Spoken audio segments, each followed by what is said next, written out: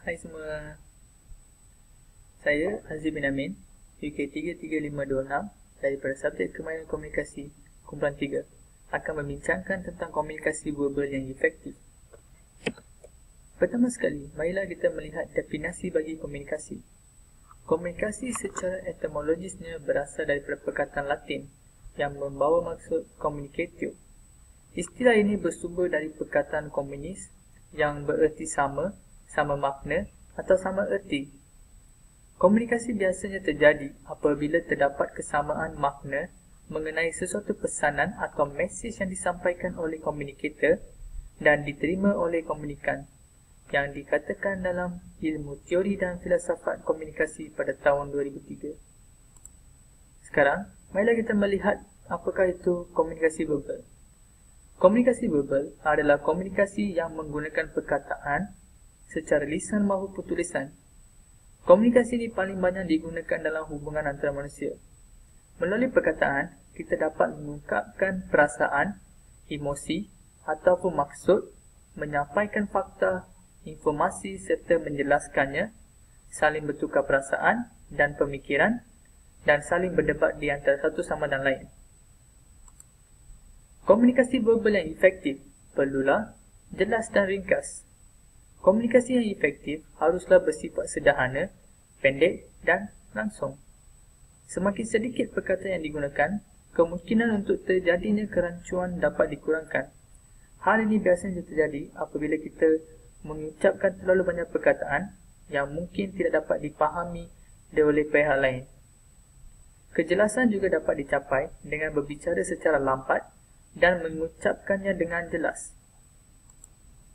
Selaan dan kesempatan berbicara juga amat penting dalam komunikasi verbal. Kecepatan dan tempo berbicara yang tepat turut menentukan keberhasilan komunikasi verbal. Selaan perlu digunakan untuk menekankan pada hal-hal yang tertentu. Sebagai contohnya, kalau kita inginkan pendengar untuk memberi lebih tempuan kepada suatu istilah ataupun fenomena yang kita inginkan memberi penekanan, kita haruslah memberi selaan dan juga memberi waktu kepada pendengar untuk mendengarkan dan memahami erti perkataan. Erti denotatif dan konotatif.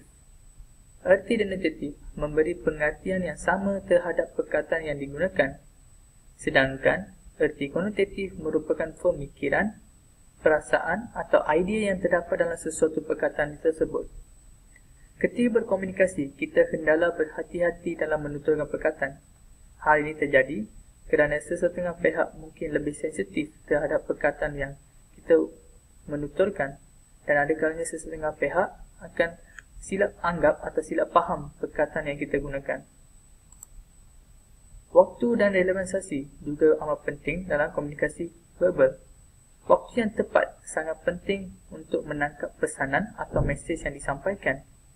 Walaupun kita cuba untuk menyampaikan pesanan secara jelas dan singkat, waktu yang tidak sesuai mampu menghalang penerimaan mesej yang cuba disampaikan. Sebagai contohnya, kita memberi pesanan atau mesej kepada orang yang tengah sibuk membuat kerja, mungkin akan menyebabkan orang itu tidak dapat menangkap mesej atau pesanan yang kita sampaikan. Perkataan yang digunakan haruslah relevan dengan topik yang dibincangkan atau dibahaskan. Perbendaharaan kata juga amatlah penting dalam komunikasi verbal. Perkataan atau istilah yang digunakan haruslah mudah dipahami dan tidak lari daripada konteks perbincangan. Sebagai contohnya, kalau kita tengah berbincangkan tentang ular, janganlah kita memasukkan istilah tentang cacing, lembu ataupun yang lain-lain. Kita juga tidak harus lari daripada konteks perbincangan.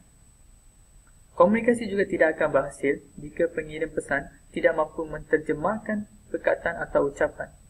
Sebagai contohnya, kalau kita tidak mampu memberi penjelasan kepada sesetengah perkataan yang kita menuturkan, mungkin komunikasi tidak akan berhasil. Sebagai rumusannya, setiap makhluk yang hidup di dunia ini pasti akan melakukan komunikasi, maupun melalui suara, getaran, gerakan-gerakan yang memiliki erti. Manusia sudah pastinya melakukan kegiatan komunikasi. Hal ini tentulah beralasan kerana setiap manusia tidak biasanya hidup secara bersendirian dan perlu bertumbuh dan berkembang bersama manusia yang lainnya, baik demi kelangsungan kehidupannya, keamanan hidupnya, maupun demi keturunannya. Setakat itu saja daripada saya. Sekian, terima kasih.